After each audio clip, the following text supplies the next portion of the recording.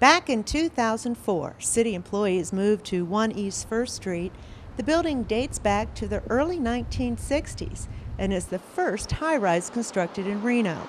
The building has its issues. The building exterior is 95% glass, and then the mullions are aluminum, and they transfer heat a lot too. So the way the building was constructed and all that glass is a real energy hog. Another big issue in the building is the age of the equipment. The original boilers sit on the 17th floor and provide a mechanism for a hot water and steam heating system. We presently have some oversized boilers because we used to have an old absorption chiller where it would use steam as actually the energy to run the air conditioning, and so we've got these huge boilers that no longer are needed in that large capacity. We are going to be changing them out to a lot smaller, more efficient boiler. But what we've done recently is played with some of the set points, and there's been some comfort sacrificed by some of the employees that are in the building, but they've helped save energy and helped save money for the city. Despite the problems, Scott has worked with the city's environmental services manager to save energy. Well, so far we actually sent a memo out last fall where we changed some of the set points in the building and encouraged people not to use space heaters and looked at the lighting levels. And through the voluntary efforts and a few of the mandatory, like the set points, we were able to get 14% energy savings in this building alone just from people doing those things. And we got 9% energy savings citywide.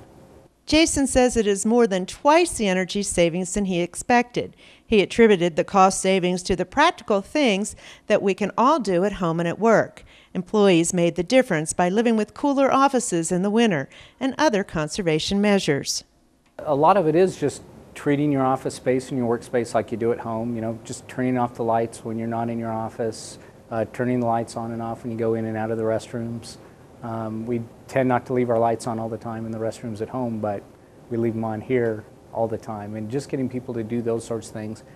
We turn the thermostat up a little bit and down a little bit and change those comfort levels, you know, and if people are chilly, we encourage them to wear a sweater or bring a jacket in and leave it in the office.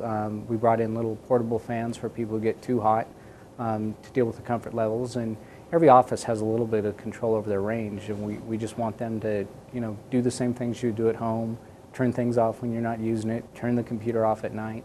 And it's just those sort of things where everybody just pitched in, did a little bit, and we were able to see that level of savings. When employees first moved into this City Hall building, it seemed to take forever to get from one floor to the other. As part of the plan to make this building more energy efficient, the city retrofitted these elevators. They now run faster and they're more efficient.